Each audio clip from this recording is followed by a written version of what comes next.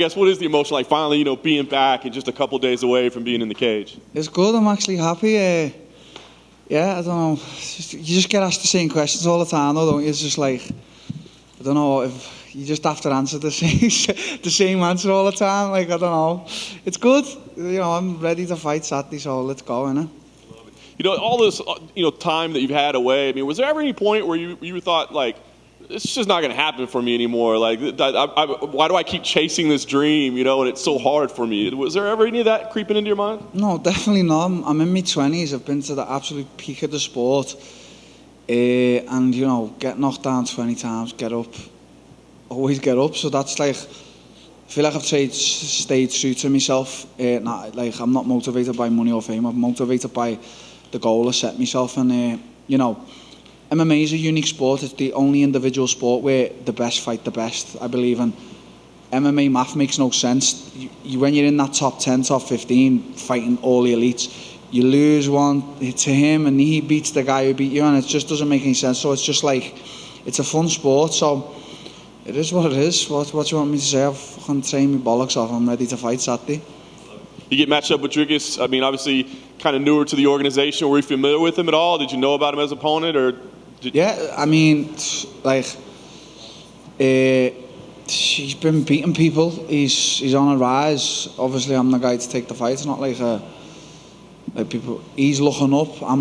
People say I'm looking down. I feel like I'm looking up, and he could be looking down on me because he's the one winning. So it's just going to be a good fight. I don't think there's any smack talk to be said. He's fucking South African. I don't think they've even used profanity. So he's a nice guy. What am I going to say? It's a good fight, isn't it?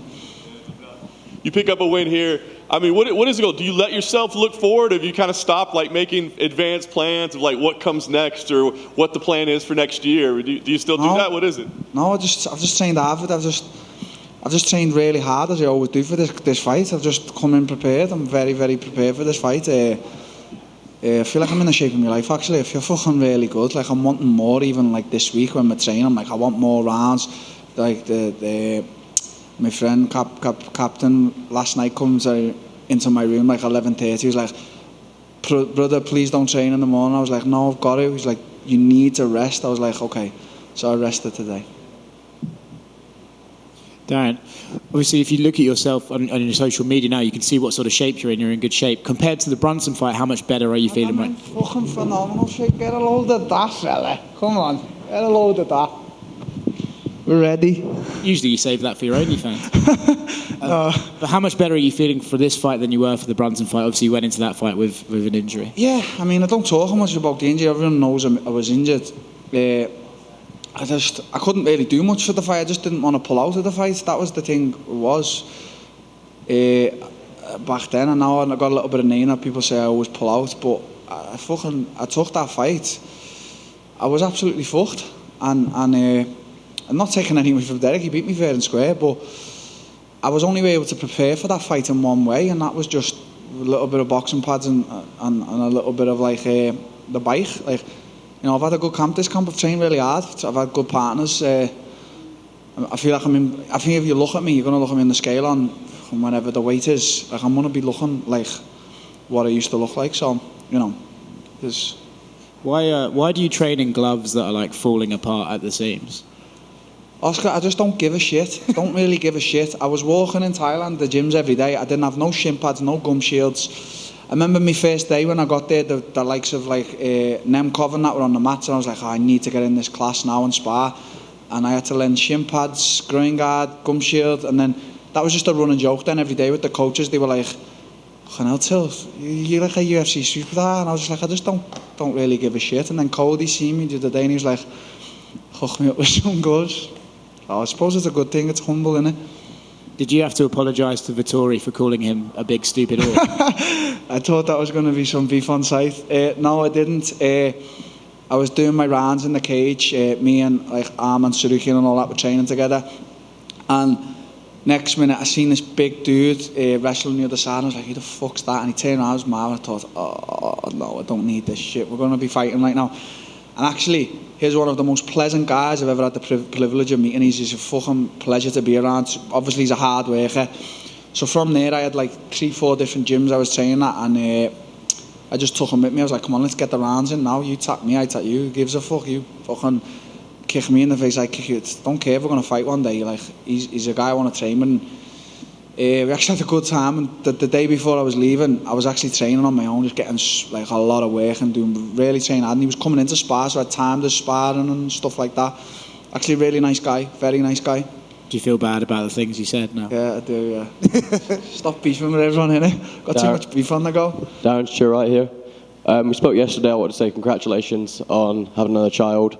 Yeah, thank you. What is it like when you're doing, obviously, previous camps are hard enough, but especially when you've not only seen it once in the lead up to this, how's it been? Yeah, I think Darren Till's matured a little bit, because I know I said a few years ago I don't care, but I've really missed like my family. Like, if you had asked me a few years ago what I want to do after this fight, I'd have said I want to go and party. I just want to get back to my family now and spend Christmas with my girls and my girlfriend. I've really missed them. It's really been a little thing about like the sacrifice for this camp as well, because I haven't been home, I haven't been anywhere. I've been in a secluded little place, just proper putting real work in, and I've only seen my newborn daughter one day, the day she was born. The next day I was on a flight, so it's been, I don't know Noah, I don't know the personality, so it's been quite tough.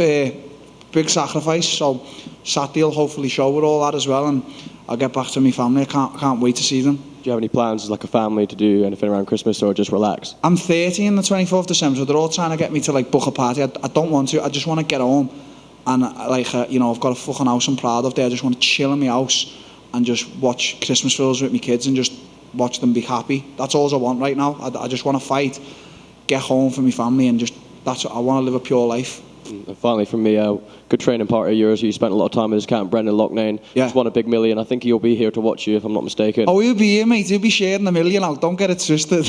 What are your kind of thoughts on that? He's had such a long journey and now he's a millionaire, right? Yeah, I mean, fucking hell, he's a millionaire. He's a millionaire. He's not in the UFC. It's like he's in another organisation. It's a bit wild, but I'm so happy for him. He's a fucking genuinely nice guy, and at the end of the day, I'll put it out there for him. He is one of the best featherweights on this planet. Trust me. I've seen him absolutely mauling everyone out in Thailand, and there is the highest level you will get there. And he's I don't know what's next for him. He's coming here. He's helped me. I've helped him. I hope he makes the right decision and starts. He's fucking. Honestly, I was so happy seeing him win that fight. Yeah, I'm really happy for him. Cheers, Dan. Darren, in the front right here. You had shared a photo. It looked like an injured eye in October. Like, what exactly happened with that? I was wrestling on the mat, and I shot for a takedown. I don't know why I'm doing that, but it's like the worst thing that ever happened to me. Like, the guy's middle finger, I felt it go to the back of my brain, and like, I actually tried to carry on wrestling after it. It was like Anatoly, who's just won in the one championship there. He was like, sit your ass down, and it actually got worse as the days went on. And then I was actually worried. I was like, I can't pull out of another fight. I got a problem. But then it got better, and it's fine now. But it was one of the worst eye pokes I've ever had in my life. Like, probably anyone's will have ever seen. It was really bad, like when it happened. But it's a part of camp, innit? So when you shared that photo, did all the comments come in saying? Like, I actually didn't share it. When I share shit, I don't think. I've had to start thinking a bit more now. But I just shared my week of training. I was in like the ice bath and stuff like that, and that eye picture was on my phone because I sent it in the group. I was like, oh, post that. And then my partner, Christian, was like, oh, Chael said you're posting that to pull out the fight. I was like, what the fuck does that conspiracy theorist know? So, like, I don't know, man. Don't know. And then your opponent Dricus was in here earlier, and I know you said there's no like trash talk or stuff. I think he was just trying to build himself up. He said if Darren doesn't have an injury coming into this fight, he'll have one leaving this fight. Do you think that's just him trying to build himself up in his mind, or do you think actually mean that's not trash talk? So, like, I've told you, mate, these South Africans at night, they've never used profanity in their life, so you can't trash talk me. He's meant to say these things, like, I know he's prepared and he's a solid challenger, but we'll see, innit? We'll see. Darren? If he wants to get into it though, mate, I'll ruin his life on social media. Don't get that twisted. Do you regret taking the Derek Brunson fight? No, I don't regret a thing I've done in my life. I feel like it leads you to the path you're meant to go on. Like, I feel like this year, what I've been through and what like I'm sitting here now, and just feel like I'm a very matured, like, Darren. So I feel like everything you do in your life, no matter what it is, fighting, your personal, I don't think you can have any regrets, man. So I don't regret it now. It might have been a bad decision, but I don't regret it. With that being said, what's the mindset and mind frame like going into a fight, finally healthy, having a nice training camp, being secluded? Like, what's the mind frame like? I don't know. You sit there at night when you're done, and you think about things, don't you? It's very hard to explain. I don't know how I can explain it in the right terms. It's very hard being a fighter. You have a lot of emotions and stuff like that. You have to bottle a lot of things up, and people say to me, "Oh, you know," people will go people and fighters will say, "Oh, well, he seems edgy, he seems this, that." It's fucking fighting. When you get in there, it's totally different. You know what I mean? So I don't know, man. It's a roller coaster, innit? I'm just happy to be on it, and. Dricus earlier said that he had to take time to become a middleweight, and he said that he didn't want to be a welterweight fighting at middleweight. Do you feel finally that you're a middleweight now, or do you still feel like you're a welterweight fighting at middleweight? I don't know. I think I took my picture next to Marvin. I don't think there was. He was considerably heavier than me. I don't think there's much difference. Have tremendously big legs. Maybe that was a big part of the struggles at welter. I don't know. Because I think what I lack,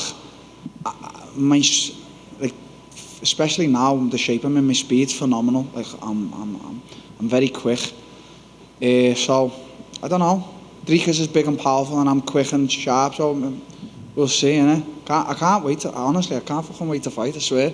I wish there was some beef this week, because there's no beef.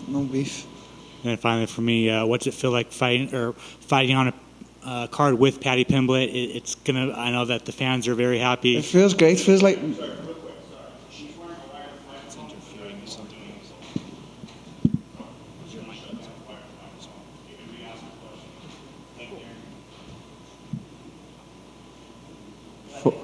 $4.2 billion, and they can't even sort this shit out. It's done, yeah. Yeah, sorry. Yeah, it feels like with me and him are the main attractions on the card. I know he's got a lot of hype now. I'm happy for him. So it feels like me and him are it is the Scouts takeover. So yeah, we are going to take over on Saturday. Can't wait for the after party. Awesome, thanks, man. Hey, Darren. How important is it for you to be able to compete on the London card in March after missing the last 2 trips to the UK this year? Yeah, I mean, I'm not going to take it as an obligation. It'd be great to fight on Saturday and then be healthy enough to fight in March. I think that's a good time frame. So yeah, I mean, I've only just seen they've announced it. So obviously, I think Leon's going to be the main event. So we'll see. It should be a big card with the buzzing England talent we've got at the moment. You know what I mean? And even maybe Brendan could get on there. So it would be good. I asked Paddy who would have the better after party, him and Molly, or you and your BFF Hamza. He said Paddy and Molly. Do you agree or do you disagree? Most probably. I've changed a little bit now. It's like maybe a few years ago it'd have been me getting locked up once again. Everyone knows what time it is when I go mad, but I don't book after parties or nothing. I just want to I've got a big family to provide for. I've got 5 girls running around. They're actually my life right now. Obviously, I have a little bit of fun and that, but yeah, I think they'd probably beat me. I know you're very motivated. You had to bring your team with you. Do you feel guilty at all that you took away your corner man Sam Cassidy from your teammate Ty Emery, who also fights on Saturday? No, Sam's been he's been a diamond. I've been saying it outside MMA. He's been great. He's been great. So yeah, no, I don't feel guilty about none of that. Thank you. Best of luck. Thank you.